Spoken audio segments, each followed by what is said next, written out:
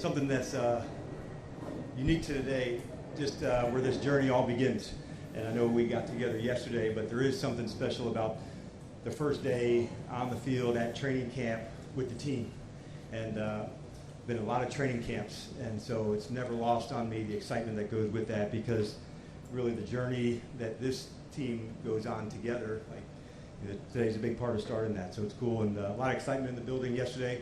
I thought I'd give you like a reminder of kind of what training camp looks like at the start, and what is a ramp-up period, and what does that mean, and why do we do that. And so there's 2 days of just helmets. We do a lot of work you'll see in the red zone today just to take out some of the long running. Then we'll do 2 days in shells, just some protective stuff over their shoulders, and then you'll begin the padded work. There's a lot of install of the systems in all 3 phases.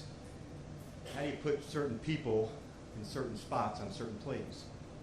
It'd be one thing to have, everybody has to know to play, but now that you get into it, where would we feature somebody? How would they be? Where would we line them in the blitz? Where would the tight end be on this one? Which tight end could we use?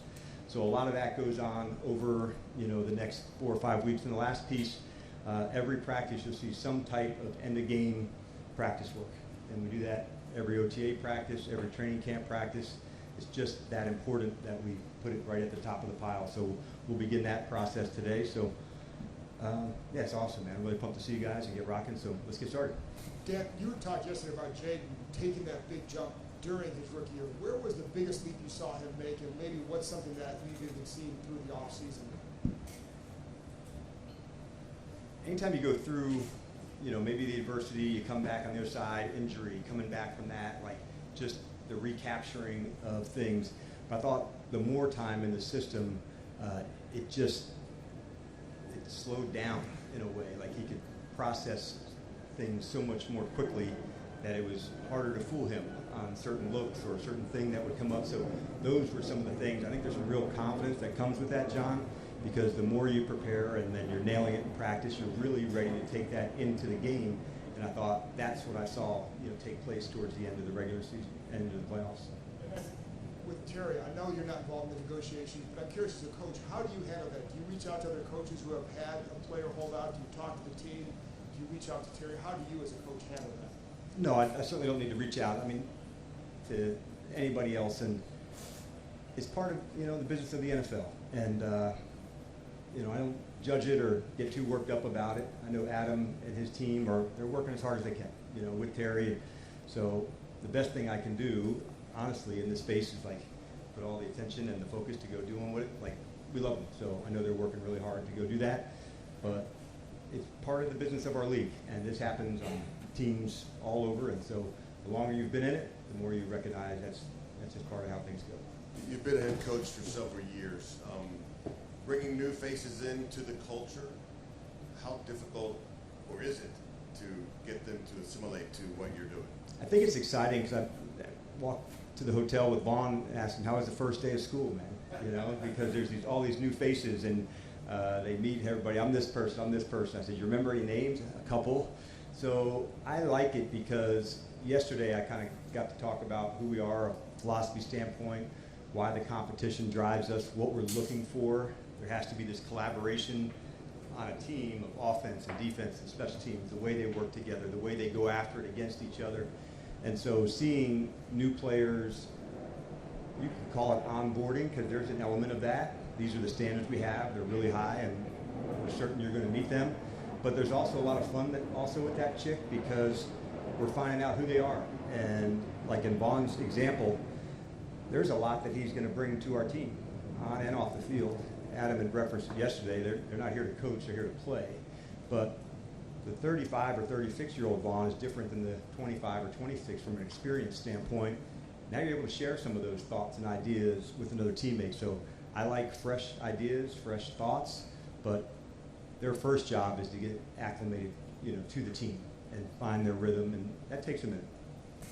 I know every year you all have high expectations for yourselves, but this is the first time in a long time that there are outside expectations for this team after last year's success.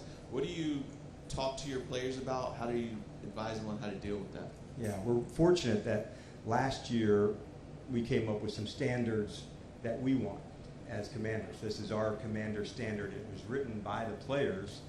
So we really see the expectations, being external, but the ones that we have are internal.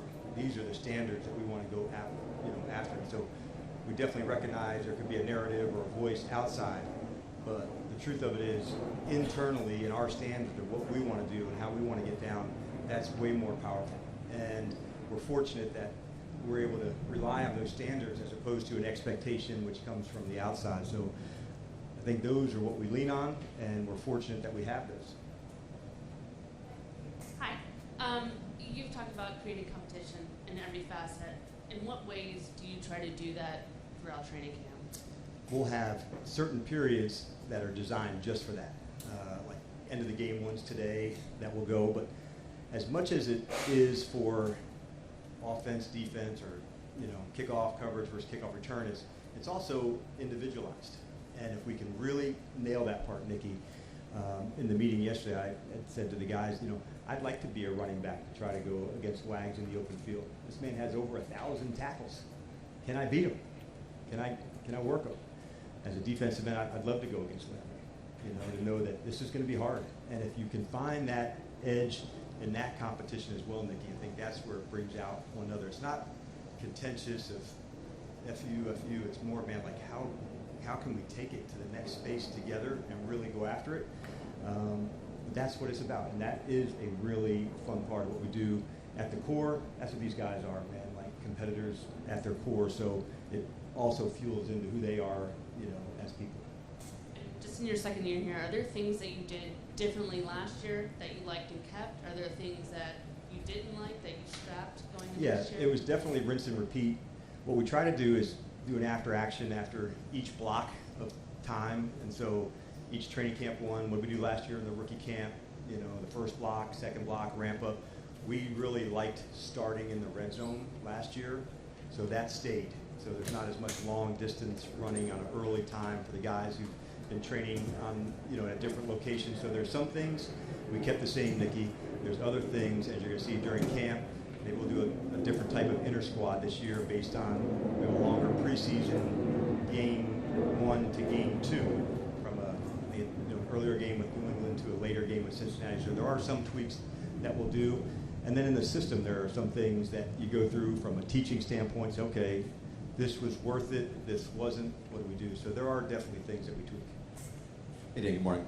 Morning. From a practical standpoint, what does Terry's absence mean for what you can get done on a day-to-day basis? And how does it affect you on the practice field, just him not being there?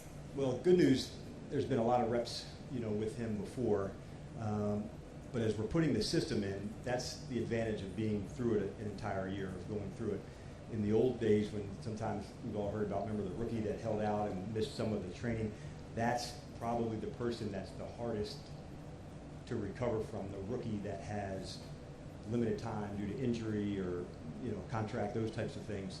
So for him, through the off season was here, through that program to go. So do I love it as a coach? No, you want every player on the team on the field all the time, but I'm really comfortable with where he's at. And for Jaden, you talked yesterday about his kind of capacity for improvement. One, do you believe that that's a skill unto itself, that certain guys are better at being able to improve? And with Jaden specifically this offseason, did you sort of give him one or two areas where you told him I think you can go to the next level in X, Y, Z specifically? Yeah, it's for us the development of skill, and that's almost like an endless marketing campaign here.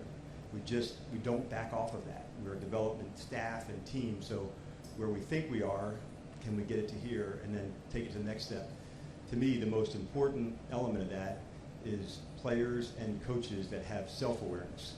If you have to rely on someone else to say, you need to work on this, you need to work on this, you won't get there as quickly. The coach will stay on it and he'll go there. But if you can collaborate together to say, these are the things that you do, these are the things that I think we can add to it, we devote pre-practice and post-practice to that skill work.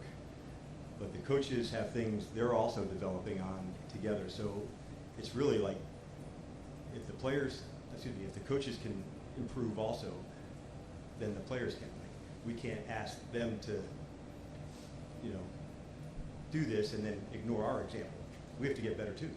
And so that's kind of the fun part of it here. Like, we're trying to absolutely go for it from the skill standpoint. And yes, Jaden and everybody has something. This is the thing. And our next block that we update will be in about 2 weeks. This is the stuff I worked on through the off season. This is what I'm starting training camp with. And around August 1st or 2nd, we'll go through another phase. Say, what does that look like for the next 3 or 4 weeks? This specific thing that I want to nail down. And sometimes it carries on into the season. Sometimes, okay, I nailed that part. I want to go to the next spot. So we're pretty methodical about how we want to go work on our skill improvement. Long answer, but it's one that we love doing here. Dan, with Tunsil and with Josh, athletically, what do you anticipate they may be able to do to enhance the run game, especially with their abilities? Yeah.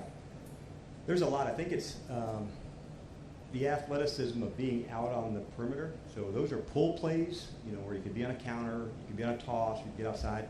The other one that comes up is on the screen game, because now you're downfield. In the old days, you remember the linemen could go and just throw. That's the term. We'd go and cut, it was a corner or downfield, and the big guys could go and just that. But now you have to sustain that block on your feet, and it's in space. And so those are the two areas, I think, pulling and being in space where you can go sustain on a screen. And if you can get a block on a screen, you give a guy like Debo a chance to go hit a crease, that's a big deal. So I think it's twofold. Pulling, because that's also space, and the screen game. Without manipulating the depth chart, are you going to find ways to make sure that Josh gets some reps against Vaughn during camp? We definitely will, and that's in the morning meetings with the staff. When can we do this? When find it. I kind of felt through the years there's about 3 positions that training camp is where the best evaluations happen. Running back, did he break the tackle? Because there's an angle, you're not sure, and then the offensive line and defensive line, because their games are just different with the contact. The receivers, the corners, the quarterbacks, I think you can get a better assessment. But for those 3 positions specifically, we will. And that's exactly the type of competition that we're talking about. Got time for 3 more. Dan, you mentioned yesterday Cosme had checked all the boxes along the way. Yep. He's on the pup now. Would checking the boxes through the next 6 weeks mean he'd be ready for week 1, or is that not reasonable? I think it's on the table for sure, but we won't put that, there until that. But it gives you the chance for him to go be able to do that. If you wait till the season, there's other guidelines, and you're 4 weeks in and that. So he's hitting all the markers. But let's find out. I think we'll have a better question on that, a better answer on that as we get closer to the end of the preseason. But I'm very encouraged with the work he's put in. Hey Dan, I know you preach competition and taking advantage of opportunities and all those different things during training camp. As you look at the wide receiver room as it kind of stands now, is there a glass half full to Terry not being here where guys are going to get extra reps, extra opportunities to work with the ones? When you're on a roster, you're trying to finding ways to make your mark and do your thing, and so there's advantages to that where, okay, you got highlighted. What can you do? And I'm so excited to see some of the people making the development from 1 year in the system to the 2nd year in the system. There's also some players that we signed during the season last year that you guys didn't see a lot of. Chris Moore, he was on the practice squad. But when I saw like he or KJ come back this off season, man, it was like the speed, the energy, you felt it. Sometimes it can be difficult to be dropped off into a team in December or, where that looks like. So to have a full off season, now into training camp, I'm just as excited to see guys like that really take their stand and say, hey, I want to go fight for this. And I'm excited to see that. And then quickly with Noah Brown, is there anything, is he 100% go? Is there any issues, any back for him? We'll work him in to it. He's not, out, but there'll be some days he's on, off, and so just due to when his injury was, we're going to ramp him up. And that's custom with, some other players as well. There'll be days where we'll hold back on some veteran players, and but Noah's in that space where we're going to make sure, over the next 2 weeks, really, that he's hitting all the strides and the markers. And some players are so competitive that you have to, no, wait it out. And Noah is one of those players. So we're very excited that he's doing good, but we're not going to miss a step with him. Coach Quinn, Stephanie with Fox 5. Just want to ask, just to confirm that McLaurin now on reserve list means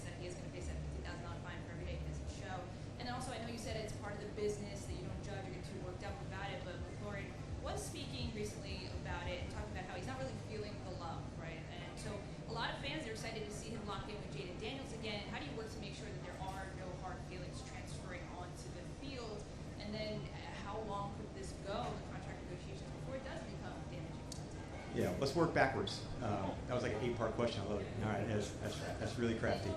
Yeah, you had one. I got it. If you're working back, I know like Adam and his team are working hard. So as far as like a timeline for negotiation, I certainly don't have that. Moving, prior to that, yes, the CBA does have guidelines, and it's honestly pretty easy to follow. That's why we have the guidelines from the union and the CBA. So that's pretty cut and dry. It's not different from Washington than it is in another city. So that's standard operating procedure. And as far as Terry goes, and we think the world of him. I think Adam referenced that yesterday. It's why we're trying to do the extension. And so we hold him in really high regard. We love him. So that's kind of where we're at. But it does happen that the business side gets in, and that's not here, that's everywhere. All right, we'll see you guys out there.